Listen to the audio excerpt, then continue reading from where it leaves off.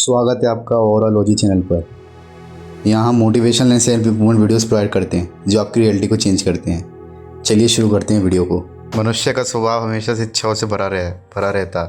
इच्छा पूरी हो तो संतोष मिलता है, लेकिन जब यही इच्छा लालच का रूप ले लेती है तो ये व्यक्ति को अंधकार की ओर धकेल देती है। लालच वही आग है जो कभी बुझती नहीं, जितना उसे बढ़ाओ उतनी ही फैल जाती है। इतिहास गवाह कि लालच ने बड़े बड़े राज्यों को भी विनाश की ओर धकेला है। इस कहानी में हम एक ऐसे ही व्यक्ति की यात्रा देखेंगे जिसने मेहनत से बहुत कुछ पाया, लेकिन संतोष न करने की वजह से सब कुछ खो दिया। ये कहानी सिर्फ चिंता नहीं बल्कि जीवन के लिए सीख है कि लालच का अंत हमेशा बुरा होता है। एक छोटे से गाँव में धीरज नाम का व्यापारी रहता था। वह ईमानदारी और मेहनत से व्यापार करता था और धीरे धीरे गाँव से उसका नाम फैलने लगा। लोग उसे भरोसेमंद मानते थे और उससे सौदा करने में कभी भी नहीं झिझकते थे। धीरज को उसकी मेहनत और सच्चाई ने इज्जत और संपत्ति दोनों दिलाई। समय बीतता गया और धीरज का कारोबार बढ़ता गया। एक दिन उसने एक और व्यापारी से कहा, धीरज भाई, अगर तुम थोड़ा और दाम बढ़ाकर सामान बेचो तो मुनाफा बहुत ज़्यादा होगा। लोग वैसे भी तुम पर भरोसा करते हैं, कोई शक नहीं करेगा। धीरज पहले तो झिझका, लेकिन मन में एक विचार आया, क्यों ना कोशिश करूं। यही उसकी लालच की पहली सीढ़ी थी। उसी समय में उसने चुपके से दाम बढ़ाना शुरू किए। मुनाफा दुगना होने लगा। फिर सोचने लगा, अगर इतनी आसानी से मिल रहा है तो क्यों ना बढ़ाऊं। धीरे धीरे उसकी आंखों पर लालच का पर्दा चढ़ने लगा।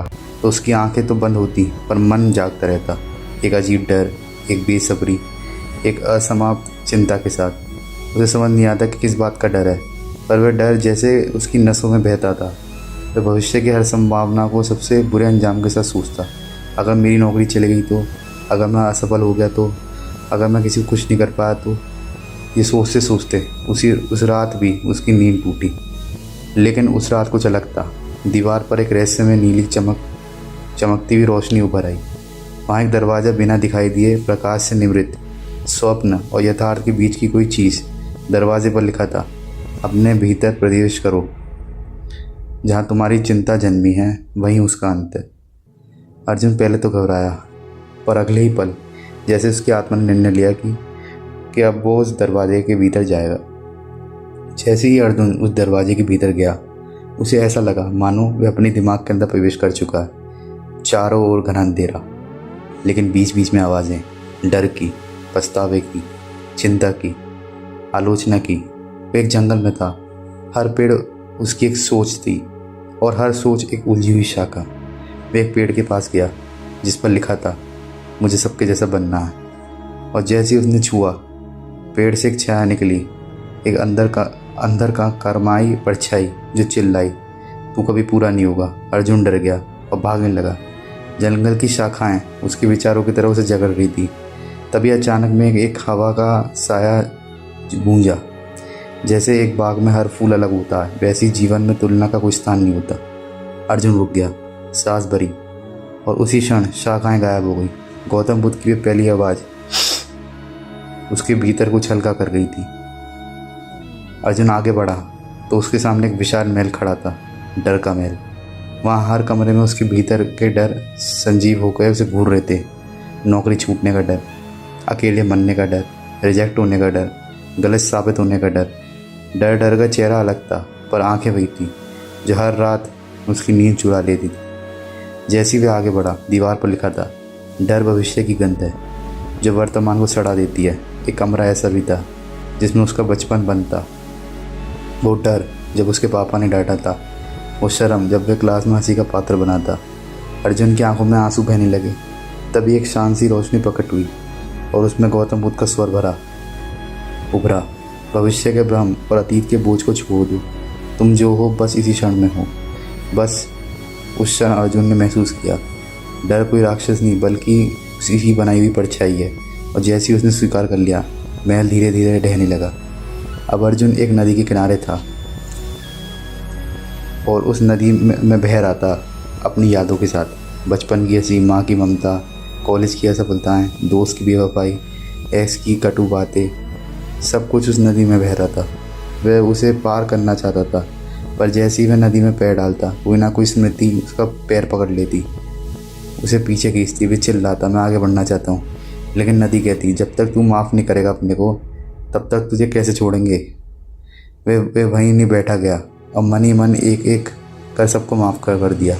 माँ को, पिता को, खुद को, और तभी पानी शांत हो गया। बुद्ध की भी वही आवाज़ फिर गूंजी, मुक्ति क्षमा में है, स्मृति को बहने दो, पकड़ना ही पीड़ा है। अर्जुन नदी पार कर चुका था, कुछ खोकर नहीं बल्कि हल्का होकर। अब अर्जुन एक अजीब जगह पर था, एक अदालत, जहाँ उसका भविष्य उस पर मुकदमा कर रहा था। कटघरे में खड़ा अर्जुन और सामने बैठे जज, गवाह और वकील, सब उसके अपने ही डर और असुरक्षाएं थी। वे कह रहे थे ये कभी कुछ नहीं कर पाएगा, इसे प्रमोशन नहीं मिलेगा, यह अकेला मर जाएगा। और जब वह जवाब देने खड़ा हुआ, उसकी आवाज़ काँप रही थी। तभी बुद्ध की शांत आकृति न्याय मूर्ति बनकर प्रकट हुई और बोली, कोई भविष्य नहीं है, केवल ये क्षण है और यही क्षण तुम्हारी शक्ति है। वह अदालत धुएं में बदल गया। अर्जुन को पहली बार एहसास हुआ उसे भविष्य को साबित करने की जरूरत नहीं, उसे वर्तमान में जीने की हिम्मत चाहिए। अब वह एक दर्पण के हॉल में पहुंचा।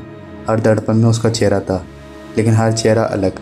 कहीं वह कमज़ोर दिख रहा था, कहीं घमंडी, कहीं टूटा हुआ, कहीं नकली मुस्कान, वही चौंका, ये सब मैं हूँ। तभी कोने में एक दर्पण था जिसमें कोई नहीं था, बस खालीपन। वे अंदर गया। अम्मा उसके हाथ में बैठी थी, शांत, स्थिर और मौन। उसने कहा, मैं तेरा असली स्वरूप हूँ, विचारों से परे, छवियों से परे। अर्जुन फूट फूट कर रो पड़ा। उसे पहली बार अपने से मिलना हुआ था। बुद्ध की आत्मा उसके पीछे खड़ी थी। तुम अपने विचार नहीं हो, तुम अपने भाव नहीं हो, तुम वही हो जो सबको देखते हो, शांत और जागरूक। अर्जुन के भीतर अब हलचलों की आंधी चलने लगी, जैसे उसके दिमाग ने हर विचार एक साथ फेंकना शुरू कर दिया हो, जो उसने सालों से जमा किए थे। मुझे सफल होना है, मुझे सबको खुश करना है, मैं अच्छा बेटा नहीं हूँ, मुझे डर लगता है। यह आंधी उसे घसीट रही थी। वो चिल्लाया, मैं रुकना चाहता हूँ। तभी अचानक एक वृक्ष के नीचे बैठी एक शांत आकृति ने आंखें खुली। वो बुद्ध थे। उन्होंने मुस्कुराते हुए कहा, विचार बादल है, तुम आकाश हो, बादलों को देखो पर उनसे बंधो मत। अर्जुन वहीं बैठ गया, आंधी के बीच, आंखें बंद करके, और पहली बार उसने महसूस किया चुप्पी भी सुनाई देती है। अब अर्जुन एक झील के किनारे था। झील का पानी बिल्कुल शांत। जब उसने झील में झांका तो उसने अपना खुद का चेहरा देखा, बिना डर, बिना निकाब, बिना चिंता। वो बैठ गया। पहली बार ध्यान लगाया, न भविष्य की चिंता, न अतीत का पछतावा। फिर सांस और वो क्षण। बुद्ध वही थे, मौन। उनकी मौनता ही उसकी शिक्षा थी। ध्यान कोई प्रयास नहीं, एक स्वीकृति है। जब तुम होना बंद कर देते हो तब तुम स्वयं होते हो। अर्जुन को जैसे पहली बार शांति का स्वाद मिला। अब सब शांत था, कोई डर, कोई रास्ता, बस एक लौ जल रही थी भीतर, धीमी पर स्वर। अर्जुन जान गया था कि ये लौ कभी बुझी नहीं थी, बस वह उसे देख नहीं पाया था। वह लौ ही उसका ध्यान था, उसका आत्मबोध। गौतम बुद्ध ने उसके कंधे पर हाथ रखा। अब तू लौटने को तैयार है, बाहर की दुनिया नहीं बदली है, पर अब तू बदल गया। अर्जुन मुस्कुराया, सच्ची मुस्कान, वर्षों बाद।